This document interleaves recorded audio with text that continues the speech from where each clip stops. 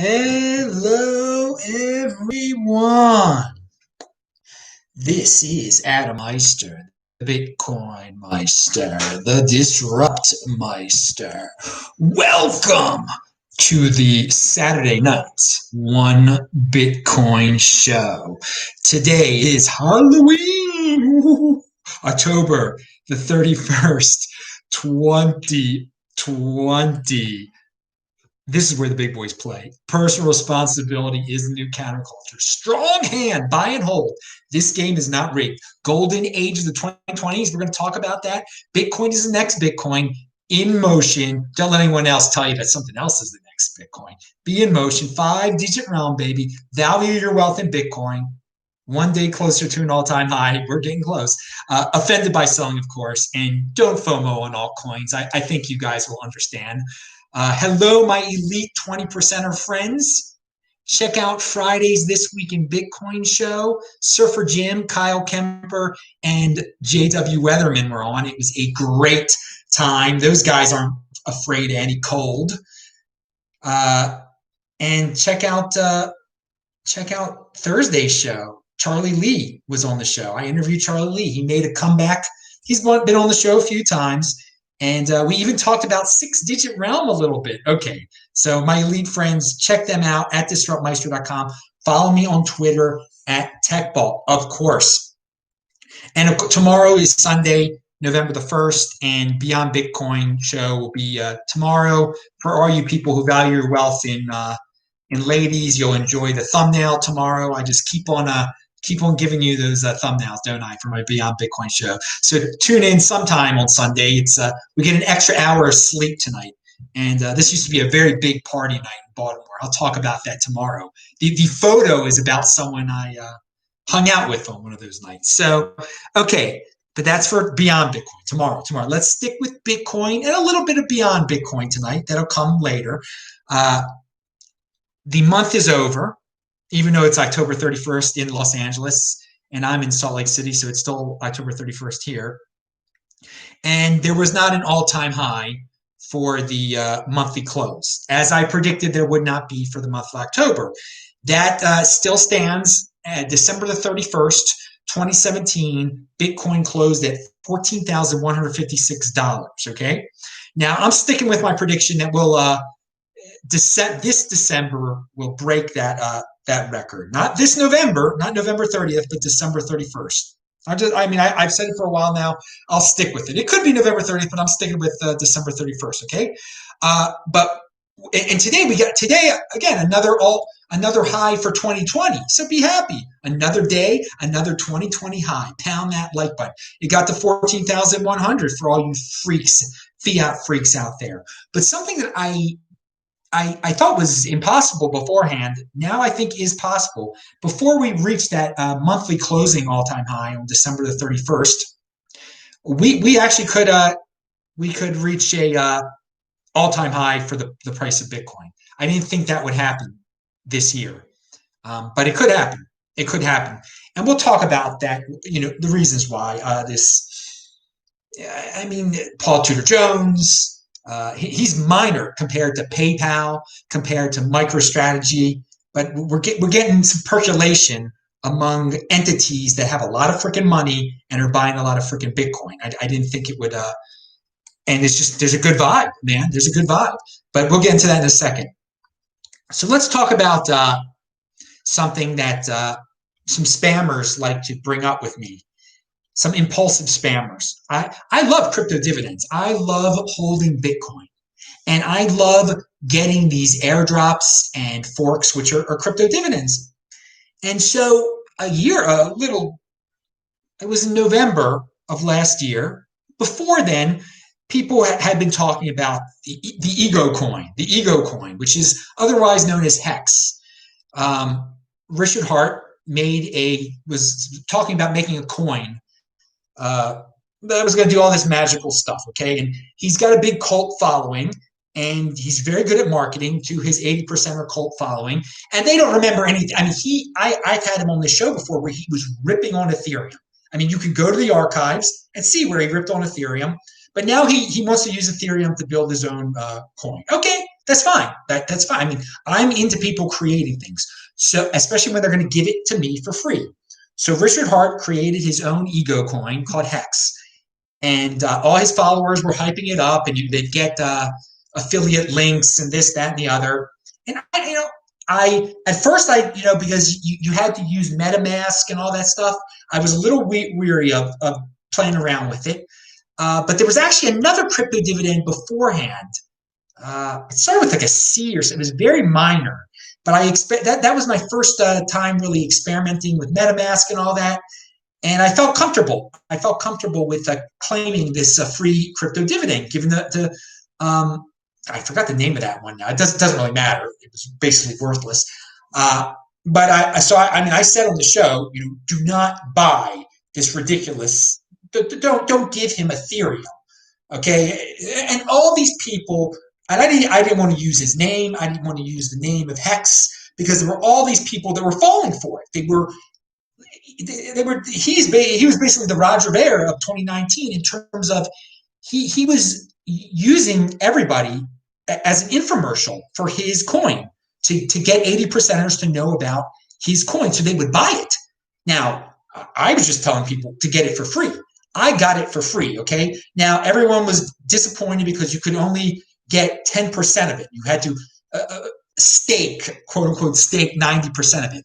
I didn't give a darn. I was like, whatever. You give me something for free. If I'm going to get 90% of it later, okay, I'll worry about that later. I don't really care.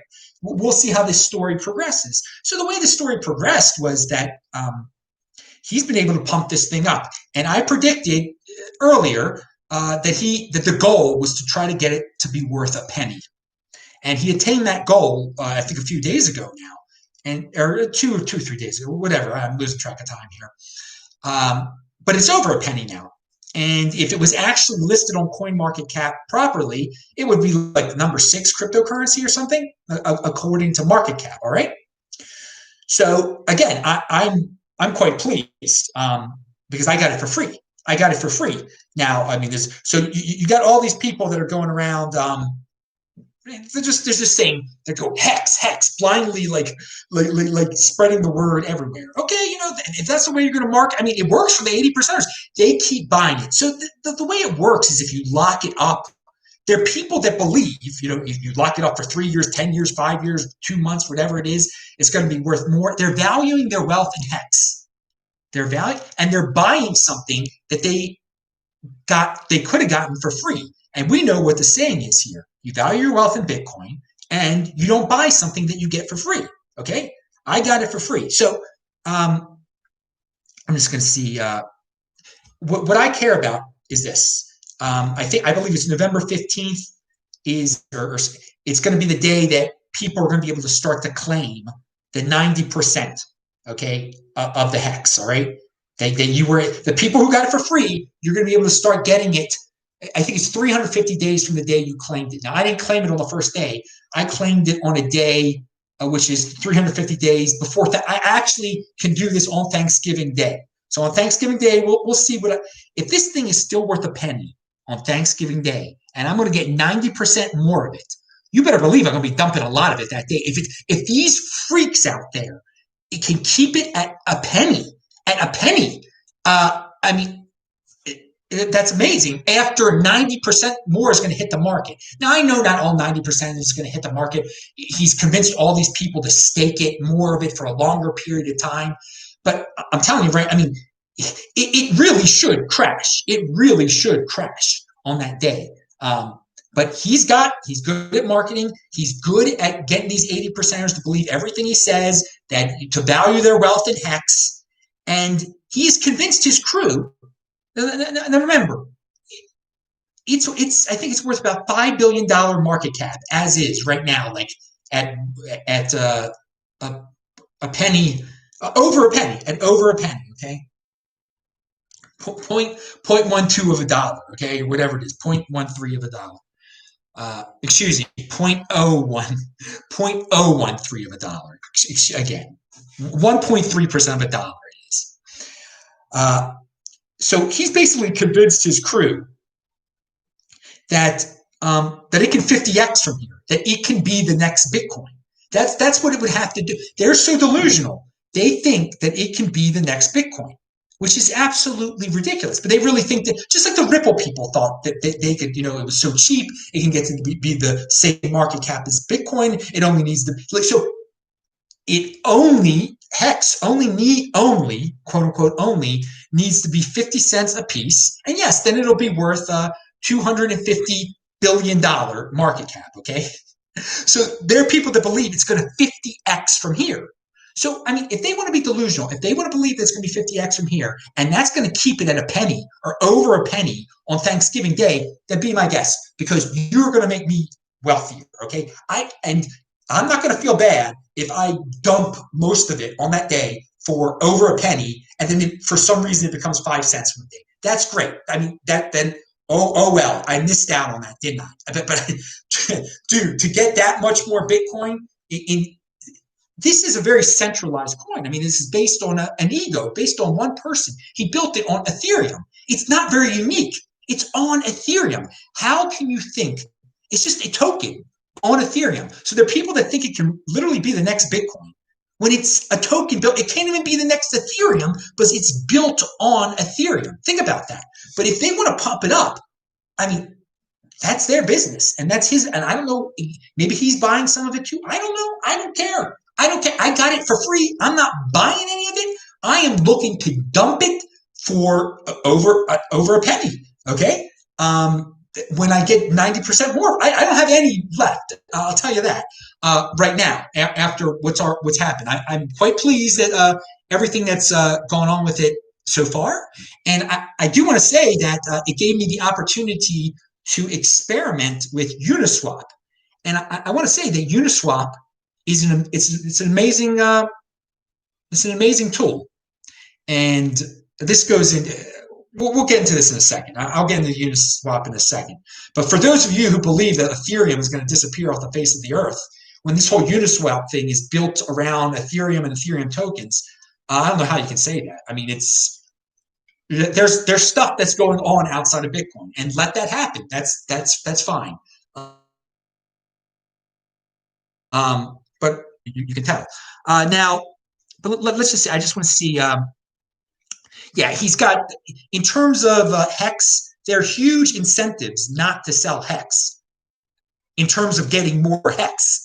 If you value your wealth, and I don't value my wealth in HEX at all. I don't want to be staking a darn thing. I don't care about the stake. There's all these people out there. They might. I assume they're real people. Some of them are probably fake, saying, I'm going to stake it for 10 years and get it every day on my birthday, or I don't know. I don't care.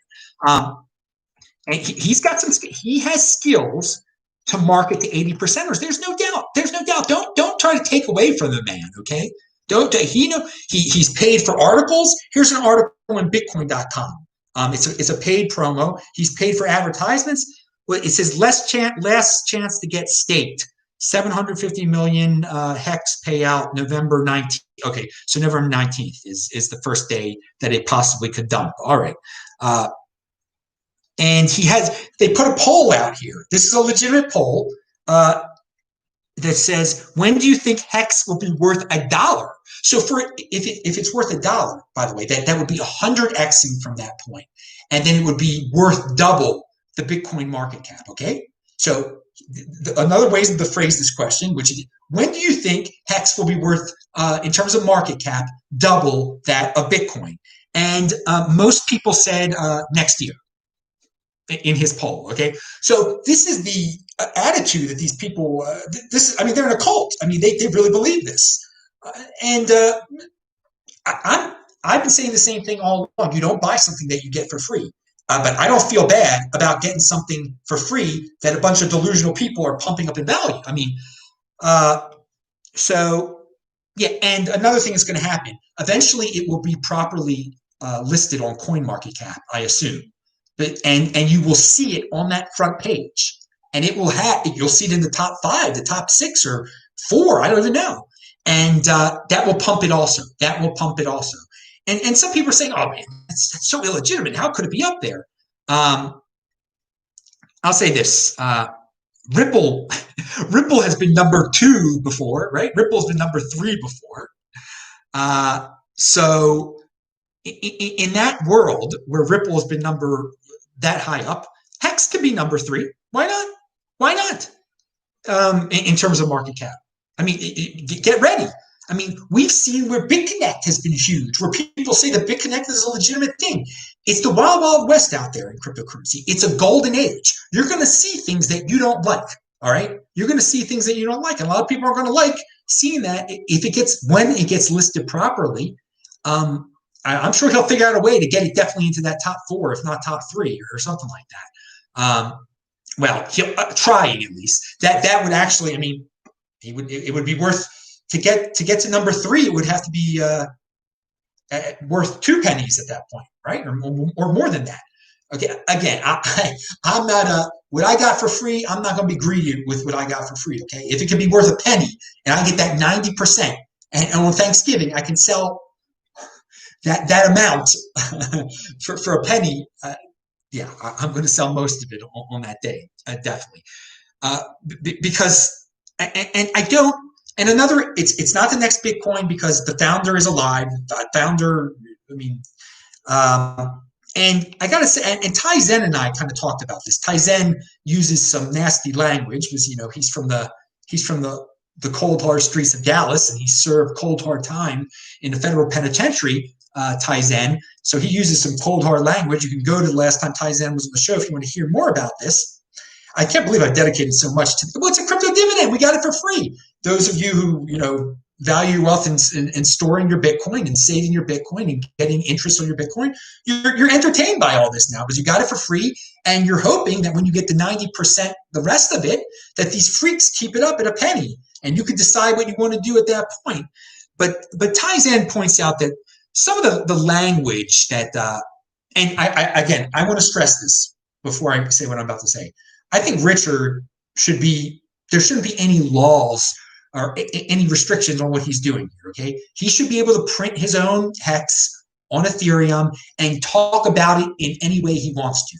Now, some of the words that he has used to promote it is language that I don't think a lawyer would advise anyone to use. And I don't want I don't encourage anyone to snitch on him. I think that's horrible, and to even threaten some type of enforcement action against him is ridiculous. But the position he's put himself in, he's an American citizen. I don't think he can ever step foot back in America. I just don't think he can. So that's a point of weakness right there for the coin. I mean, it just is. And another reason, but if they want to think it's the next Bitcoin, they could think it's the next Bitcoin.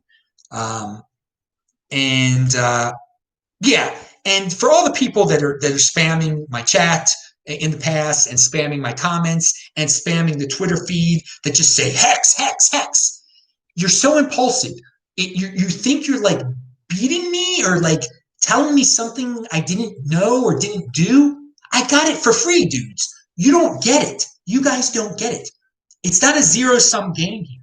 You could be a Bitcoin holder who doesn't believe in all this nonsense at all and get rich off this stuff too without having to buy it, okay? You guys really don't get it, and you don't get me. You just respect. If you actually checked out the archive, you've seen because people have asked, like, Adam, when are you gonna talk about HEX? Why didn't you get HEX? I'm like, do you pay attention to a word I say? I got it for free. I've talked about how, it's an ego coin based on a cult following of a guy out there who's good at marketing the 80%ers. But they hit and run. They hit and run. They did, and that's what this HEX appeals to.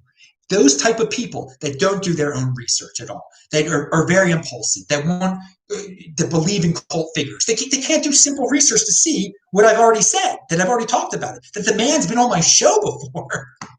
But I mean, that's what it's appealing to, the impulsive 80%ers, and he's doing a good job at it. And so you'll see them, that's who you see promoting this too. They want their affiliate codes, this, that, and the other. And I'm going to do what you guys are going to do. If it stays a penny and makes me that much richer, then for free. Again, we got it for free. The Bitcoin holders, because we're the elite. We're the elite. One Bitcoin equals one Bitcoin. All right. I think that's all I have to say about that. But yeah, Bitcoin holders, all you silly gamblers out there that want to throw Ethereum at him, if you guys benefit, then guess what? We're going to benefit too if we got it for free. And we don't have to worry about losing anything because we got it for free. But gamblers don't worry about anything anyway. They're impulsive. So, and I don't believe in destruction. I think some of these dudes, they want to destroy Bitcoin, take it down. They have the best thing.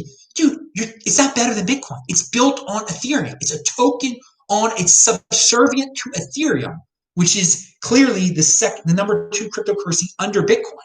But you can be delusional. You can think that it's going to be worth $1 next year, like many of them think. That it's linked to below. See the poll. It's linked to below. Pound that freaking like button. So yeah, I used Uniswap, and Jeff Dorman had this to say about it. Uniswap is one of only a few companies' projects in the digital assets that have real usage and product market fit. I agree with that.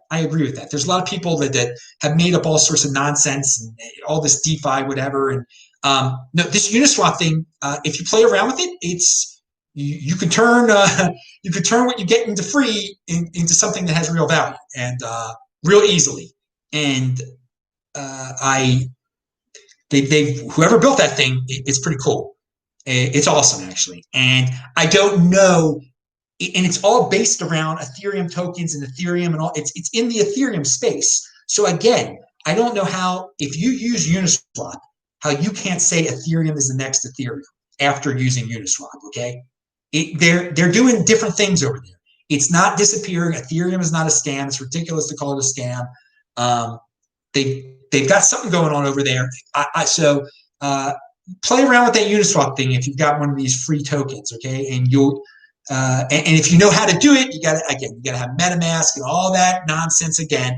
But maybe it's not nonsense, but all that Ethereum ecosystem stuff. But if you know how to do all that stuff, as I do, you'll see how cool freaking Uniswap is. Now, what do we have here? Yeah, so it's really a great time to be alive here with all the technical innovations that are coming out in this golden age, whether it be in cryptocurrency or just in the 2020s in general, beyond cryptocurrency. Yet we have all these people that think this is the worst time to be alive, that the world is going to end. You know, I think a lot of you can remember 1995 at least, right? 1995. And even if you can't remember it, look it up.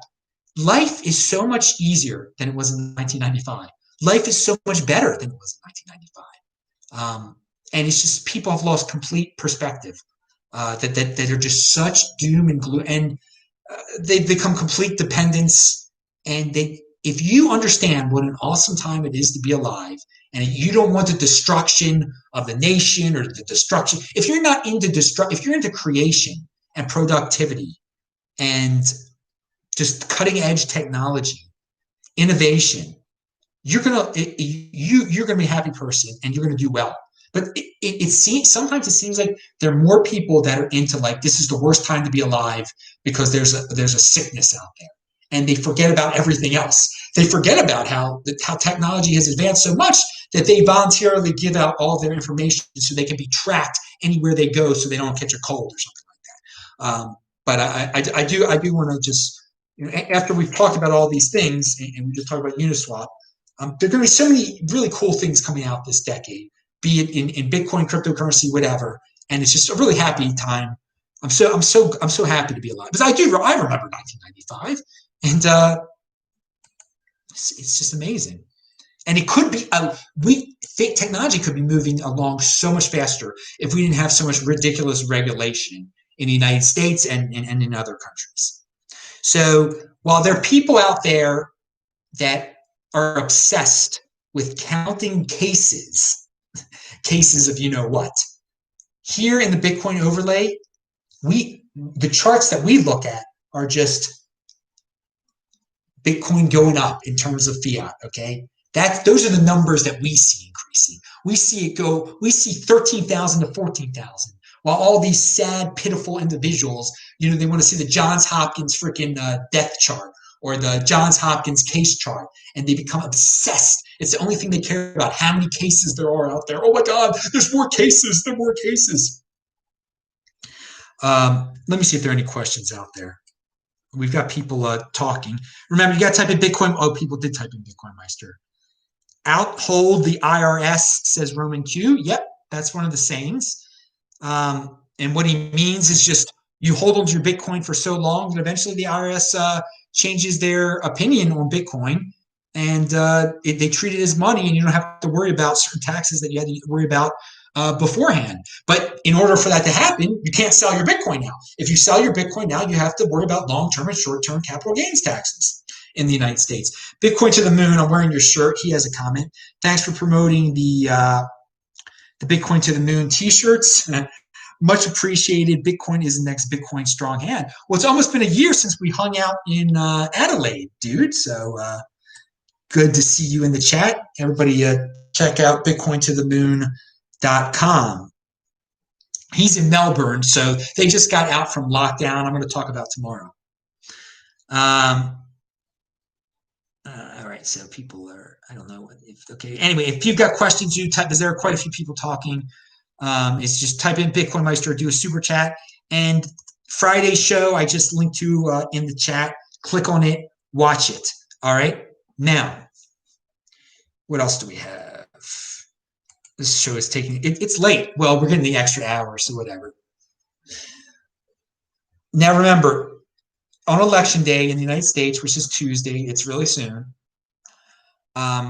If there is no winner, there's three options. Biden wins, Trump wins, or we don't know, we go to sleep at night and there's no winner, and then there's no winner the next day, and there's arguing. And I think everyone can see that the most likely outcome is there's no winner, and it gets dragged out for a period of time. Now, I want all of you to be mentally prepared for that. Yet it doesn't seem like people are mentally prepared for that. And because of that, it doesn't even seem like the market is ready for that.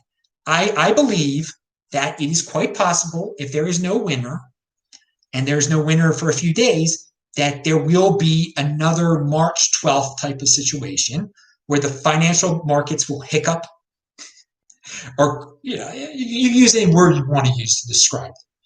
So I think this is the last event that can bring Bitcoin back to the 4-digit realm.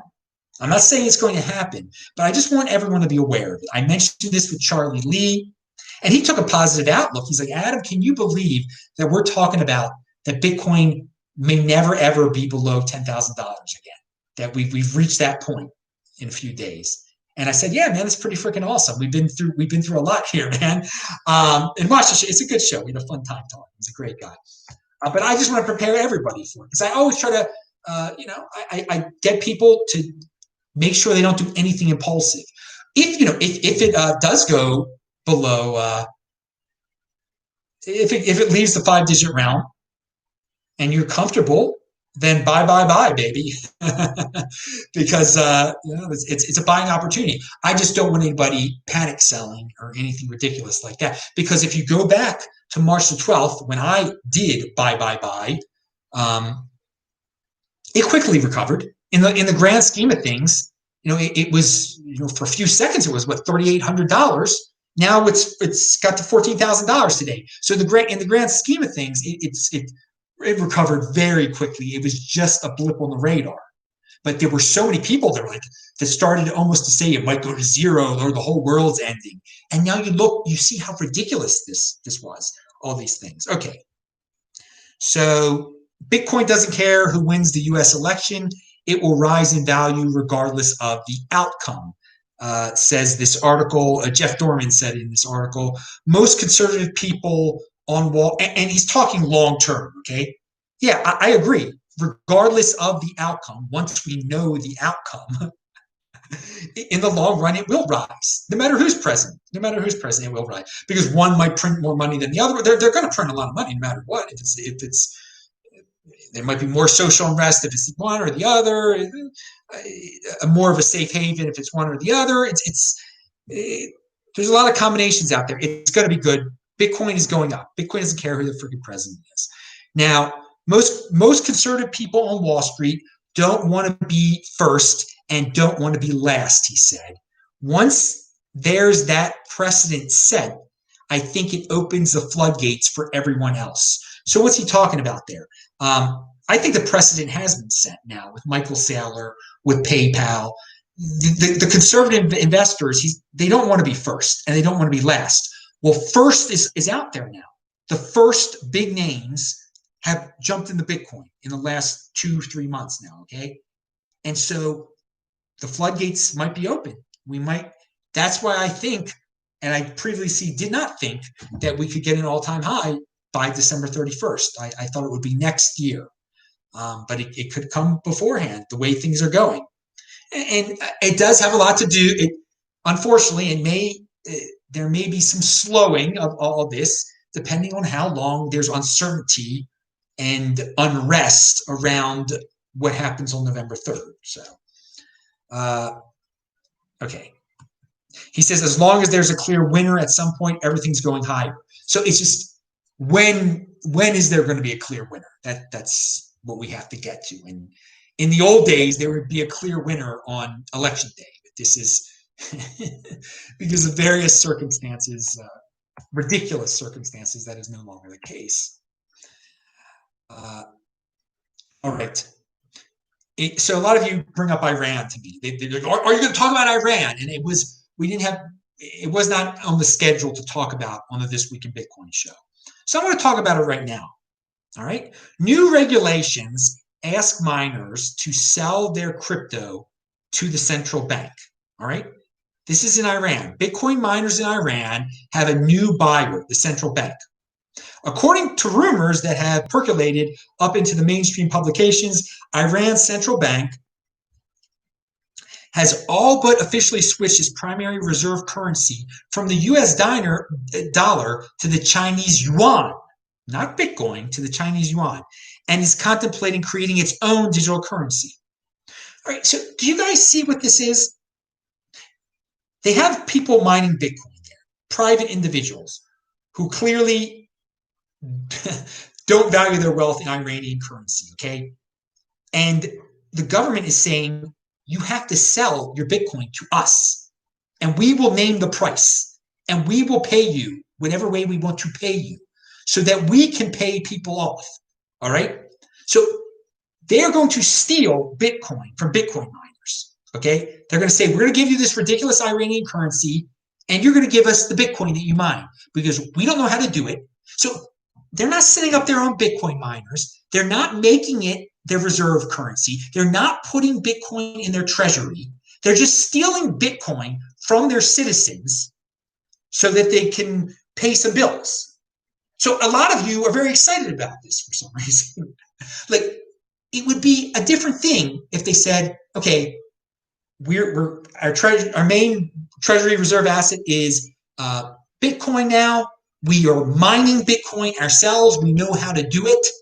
They're an inefficient theocracy that's forcing their citizens to give them Bitcoin. I mean, so that they can pay off some short-term bills. They're not long-term thinking on this at all. But a lot of you get very excited about this for some reason. Now, one day there is going to be a country that does it right, that says that's going to store it in their treasury. It's going to be their reserve asset, whatever. Okay, they're going to be loading up on it, saving it. Okay, and they're going to announce it to the world, and then all the other countries are going to want to be just like them. But other countries aren't going to try to replicate what I just said is going on in Iran. All right, they're doing something real short term there, and they're valuing their wealth in Chinese yuan. It appears. But so why do people care about this so much? There is this passive aggression toward the United States among some of you conspiracy people out there. You want the United States to fail so much, and you live through the enemies of the United States. You think when the enemy of the United States does something with Bitcoin, that means, oh yeah, they're getting the upper hand. They're about to take advantage of the United States and show the United States, teach the United States a lesson. What are you talking about? Iran is a desperate theocracy that's not even doing it right here. But you're excited about this, all right? And they're not getting any one-ups on the United States on this. They're not doing. They're hurting their citizens more. They're citizens who are trying to be creative. Okay, take their stopping them from they're stealing from them. So yeah, it's really not that it's not that big of a story. And I think people are looking, there's a certain, and you could be in the Bitcoin world, you could be anything, but there's certain Bitcoiners that just want to destroy the United States so much and are so envious of the wealth of the United States and want the dollar to collapse and this, that, and the other. They don't even understand these American citizens who think this way, what it would mean for them if the dollar hyperinflated, because half these guys don't have any Bitcoin. But they just want to see, the United States dollar hyper. Charlie Lee and I talked about that. Like, what that would actually mean. You don't want to see the United States in that situation when the world reserve currency hyperinflates. It's not happening, first of all. But to see that world, that's not a good world. That's not a good world at all. All right. People aren't going to magically be in Bitcoin all of a sudden when that happens. All right. You might be, and you might be able to escape whatever goes on. But I mean, the envy of the United States is unbelievable. The hate toward the success of the people in the United States, toward the one percenters in the United States, it's unbelievable. It's unbelievable. Like the United States is this massive villain on the planet Earth, and that you want to get back. How about this? Compete, don't complain. Just get yourself some Bitcoin and be happy. All right. And if you hate the dollar that much, get rid of all your dollars. If you hate if you want to see Iran succeed, then get rid of all your dollars and be happy that way, and do your part in destroying the United States, I guess. But it's amazing how so many people are so obsessed. I mean, it's the same thing. They take the side of Venezuela. It's all lies. It's all lies. It's a United States coup. The United States just wants Venezuela's oil. Blah blah blah blah blah blah blah. What do you mean? Venezuela's a joke. Okay. Once we've had guests from Venezuela on the show before, telling the truth that it's terrible conditions there. It's not a United States coup. It's not a United States conspiracy. The people are suffering under socialism, under a ridiculous, idiotic regime led by a moron, which is what's going in Iran. Also, it's led by morons that lead them into these situations. They're very similar regimes, but you have these people that develop these theories that, oh no, it's the United States' fault. It's the United States. It's a bunch of morons running these moronic countries. And then there's plenty of smart people in these countries, and they're trying to get around this. They're trying to make the most of the situation and everything. But the sheer envy and hate, and that's the beauty of America. You can be an America hater. You can be an American, and you can hate America as much as you want to. Okay, that is true freedom of America, and I hope we keep that. I hope all you freaking haters of America who love Iran and love Venezuela and think it's just joyous and it's just the United States has ruined those countries and they're not really suffering and it's really good the things they're doing with Bitcoin, blah blah blah. I hope you can continue to be able to say that in the United States, and that's freedom right there. All right, now. Let's talk about the current event situation and mass delusions.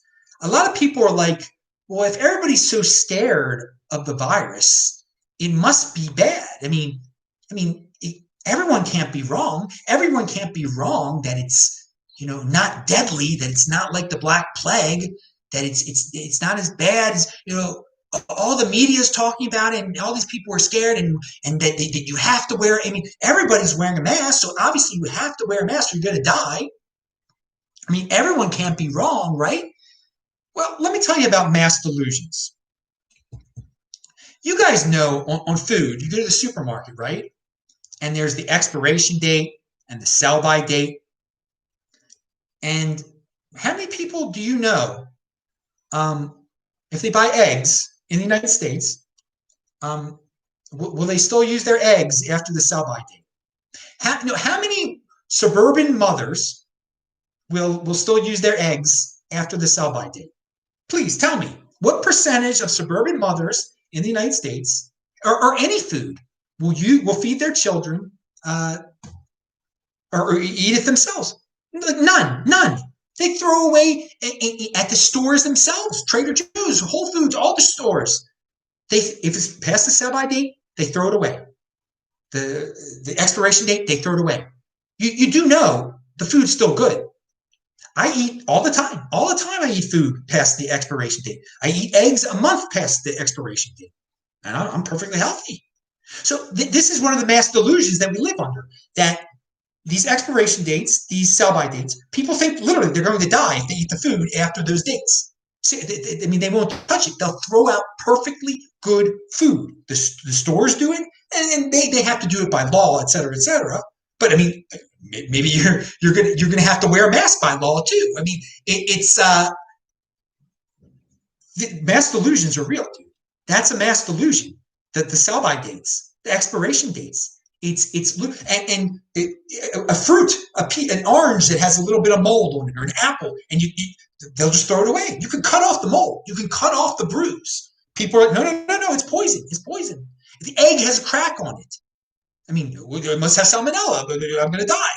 I mean, we there's plenty of mass delusions, and they involve health also. So it's very easy to get into a mass delusion situation when it involves health, where everybody believes something, or many people believe something is life-threatening or seriously dangerous when it's not dangerous.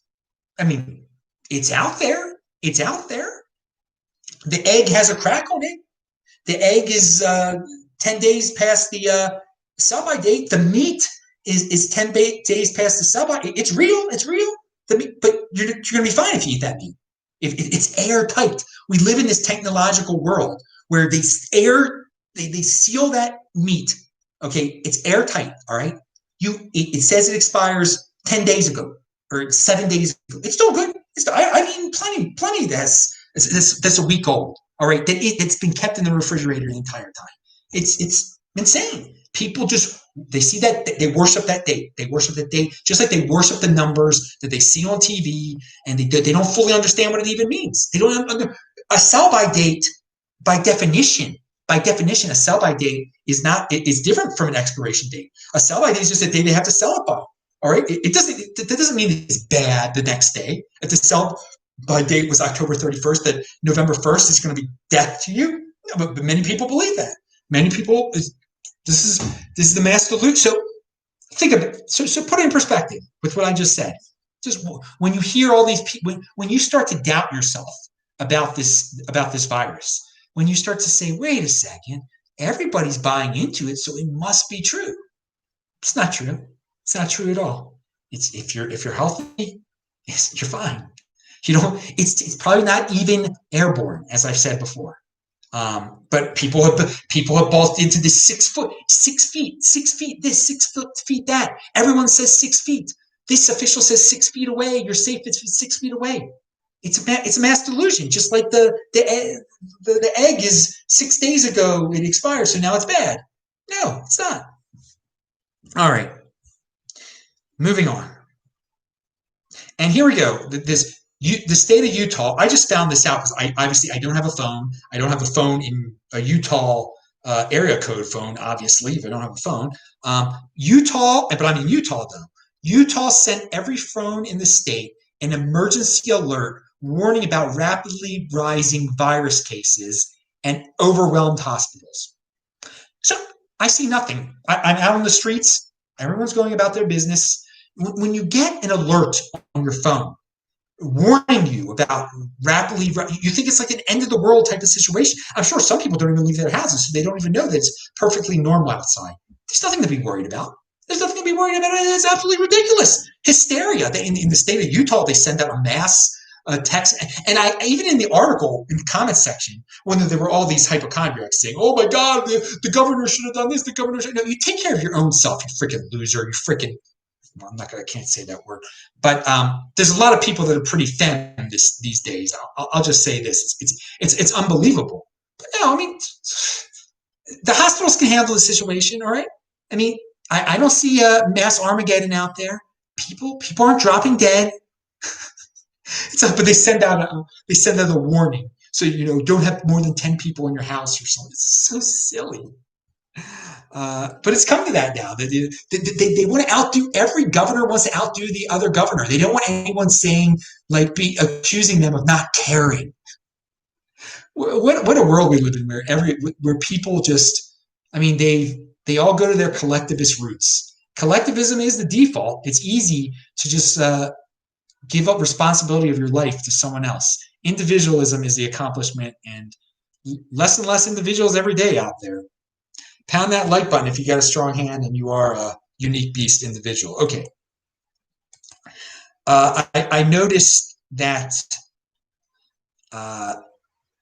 some Bitcoiners are having a battle on Twitter with Stephanie Kelton, who, if Biden is elected, might become a prominent financial advisor in his administration. And she believes in modern monetary theory, where they just keep on printing dollars, okay? And then, well, part of it is they'll print dollars and then they'll fight inflation by taxing people.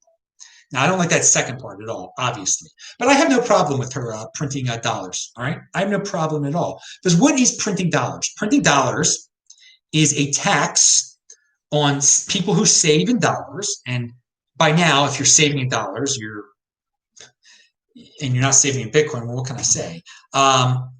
It's also a tax, on people who accept dollars in other countries. They're getting hurt when we print more dollars. Okay, that's great. I don't really care about them. And non-asset holders in the United States are also hurt by the printing of dollars. If you own real assets like real estate, and they keep on printing dollars, well, your real assets go up in value in terms of those inflated dollars. But most people in the United States are just perpetual spenders. They have no real assets. They're in debt. So this won't be very good for them, but they're such short-term thinkers that they'll love their government checks. They'll think they're getting richer because they're so envious of people. You know, why does Bill Gates have more money than me? Oh, well, look now, Stephanie Kelton's printing out more money for me. I'm getting that much closer to Bill Gates. Oh, great. I'm awesome. Oh, I'll spend it all right now. Of course. So there's all these Bitcoiners trying to argue with her. And she's like, degrading Bitcoiners. And I'm just like, no, let her speak poorly of Bitcoiners. Let her do that. Let her print the dollar. Let her encourage modern monetary theory. If you are all in on Bitcoin, it helps you. It helps you, man. There's no issue at all.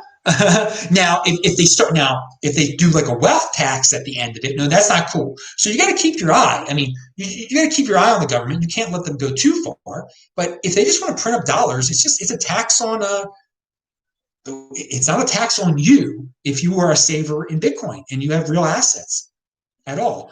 So yeah, I have no problem. I say compete, don't complain. She can do her modern monetary theory, and we can have our Bitcoin. Now, I do wonder if Miss Kelton, what assets she does own, if she does, or if she's just a non-asset holder and she really believes in modern monetary theory. That she doesn't need to have any assets. She can just get checks from the government and spend. I doubt it. Anyway, but that's besides the point. I wouldn't waste too much time with her. A lot of guys seem to be wasting time with her, and yeah. Okay. All right, I'm going to skip that one, and okay, I'm not going to skip this one though. The guy I think he's representing a movie. There's some. I'll read you what this is. It's an interesting idea. I'm not saying to do this. I'm not doing it. But I think he should be allowed to do this. LCX to tokenize Roe vs. Wade movie. The producers of the Roe vs. Wade feature film, Kathy Allen and Nick Loeb, have chosen LCX as their exclusive blockchain service provider to support the issuance of tokenized bond, the RVW token. The RVW token enables investors to profit from future Roe vs. Wade film earnings. So basically, they're issuing a token, people buy it, and then if the movie makes money, they're going to make money. I don't have a problem with that. I mean, let them print their own money. I think it's an interesting idea. That's a way to finance a movie. You sell tokens, and then if your movie does well, the token holder, if your token is worth more or something like that. Okay. So yeah, it's linked below if you want to read more about that. We're in a golden age, so people should be allowed to do stuff like that. The government loves to regulate things. I think it's ridiculous. I think unique financing solutions that involve cryptocurrency, I think people should be experimenting with it. And it'll make the world a better place.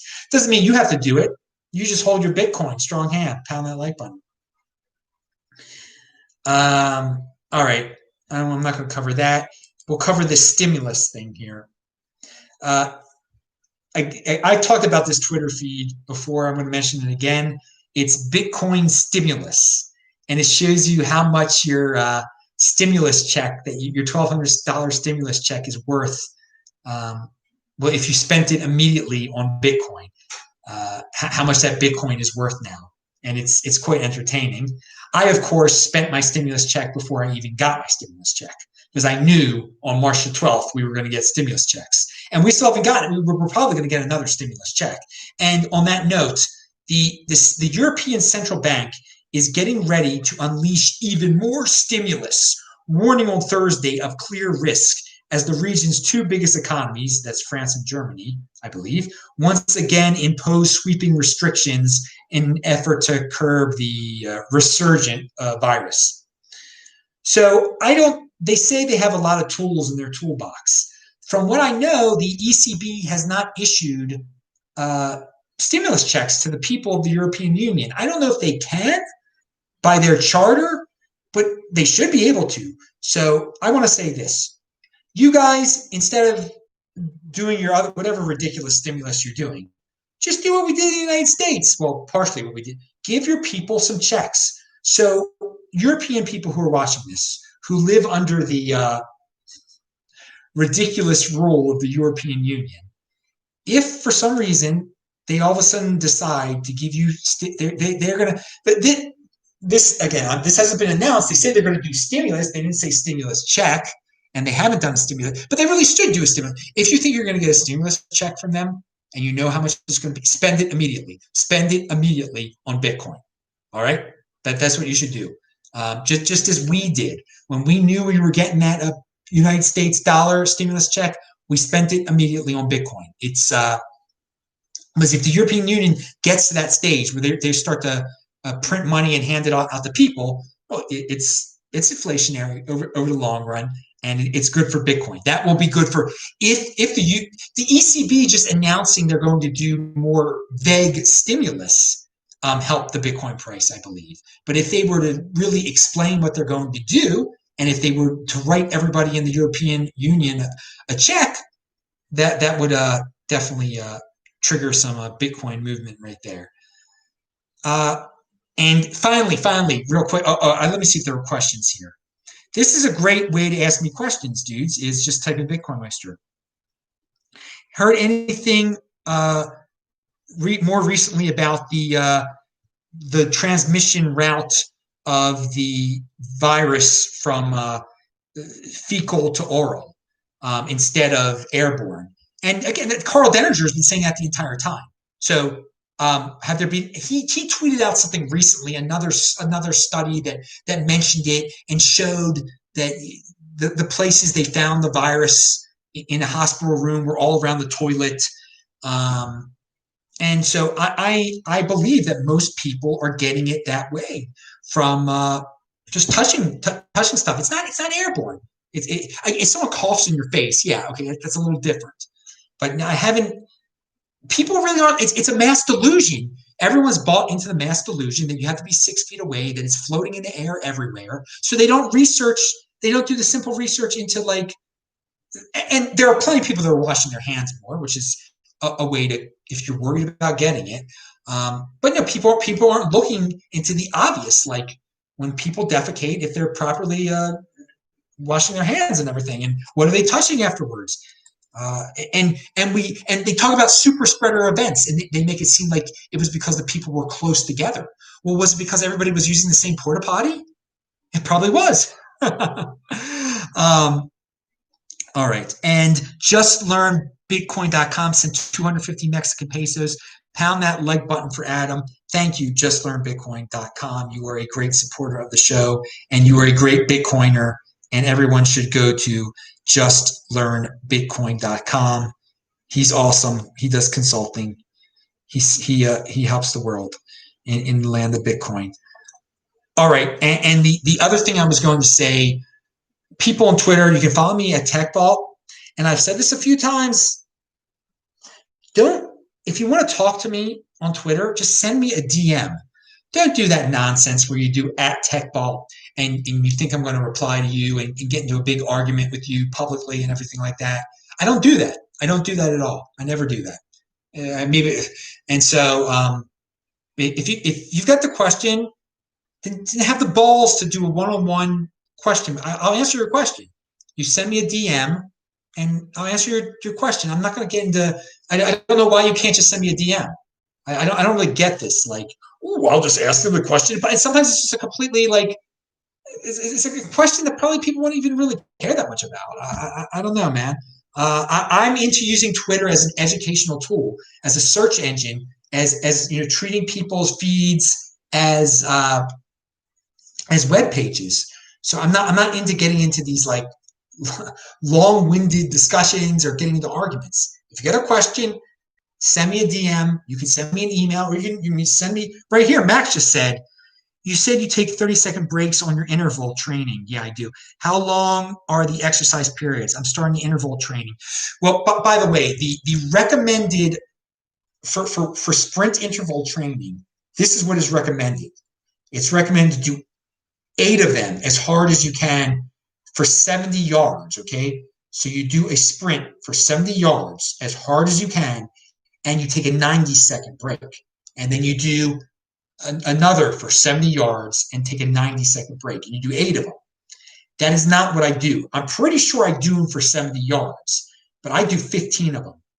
And the first 2 are not as strict. The reason I do 15 is even though I warm up beforehand, the first 2 aren't going to be your strongest, okay? So if you're only doing 8, the first 2 aren't as good as the next 6.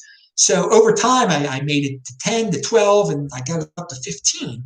And I don't do 90-second breaks. I only do about a 30-second break, I would say.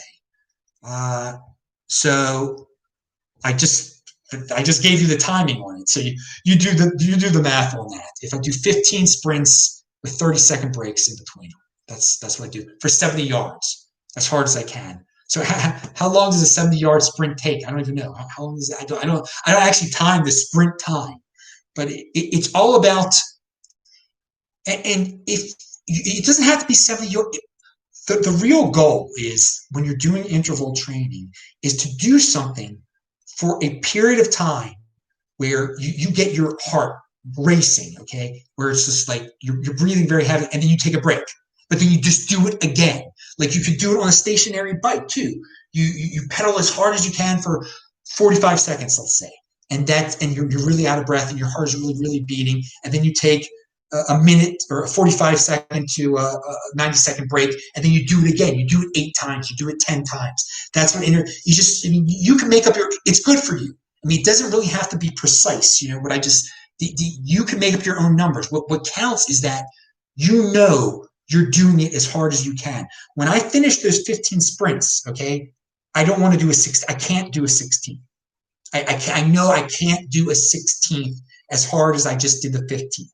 And that's when you know you're successful. When the last one that you've just done, you've just been so hardcore, you're breathing very heavy, your heart is beating, and you know that if you try to do another one, you might kind of be able to do another one, but it just won't be the same thing. Then you know you've really done it, and you've got that HGH pumping through you. And this is advice.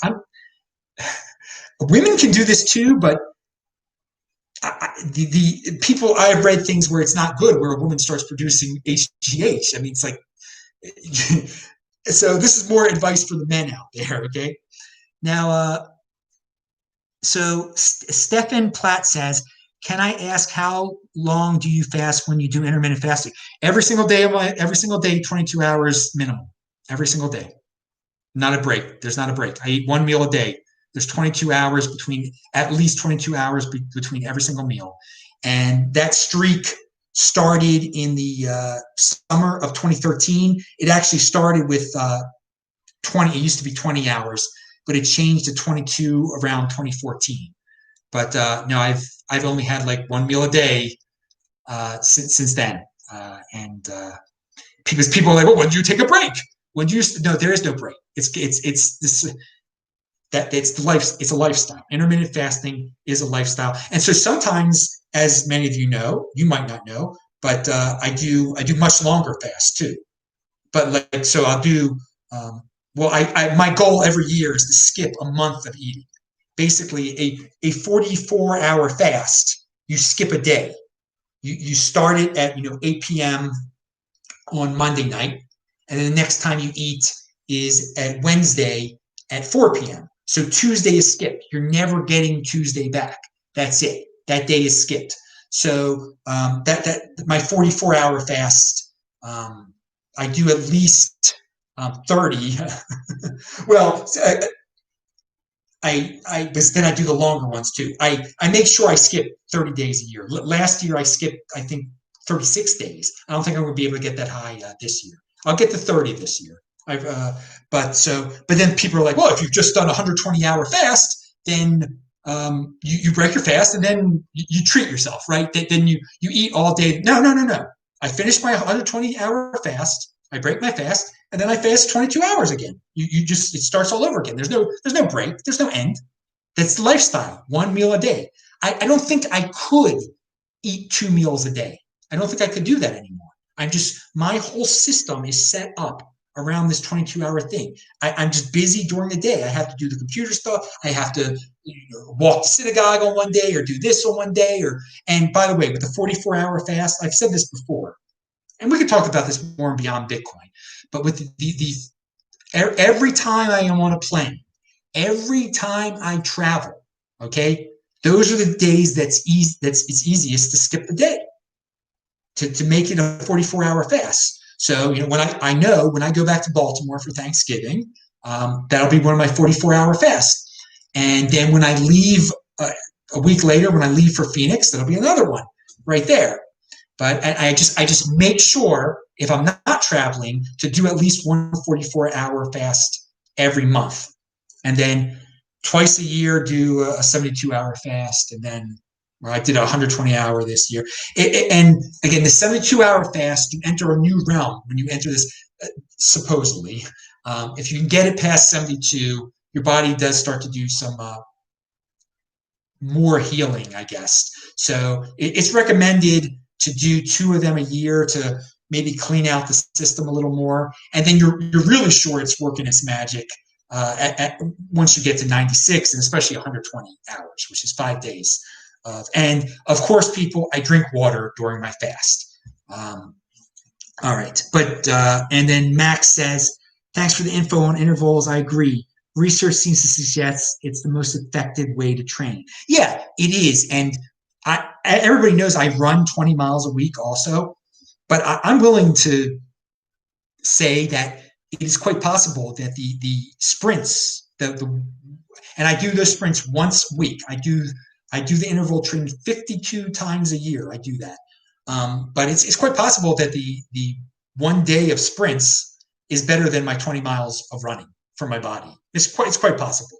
And again, when you do running, you really do not want to go over 25 miles a week. I used to do 39 miles a week. That was a while ago. But there's no benefit after 25 miles. Okay. So, and some people say there's no benefit after 20 miles. So I keep it at 20. And the day the funny thing is, once I do my interval training, I just don't go back home and sit down. I actually run afterwards. I run a few miles after I do my interval training. Not too many miles. And what are your thoughts on saunas for health benefits? I'm no expert in them at all. I don't do them, so I really don't have an opinion on them. But that's a good question.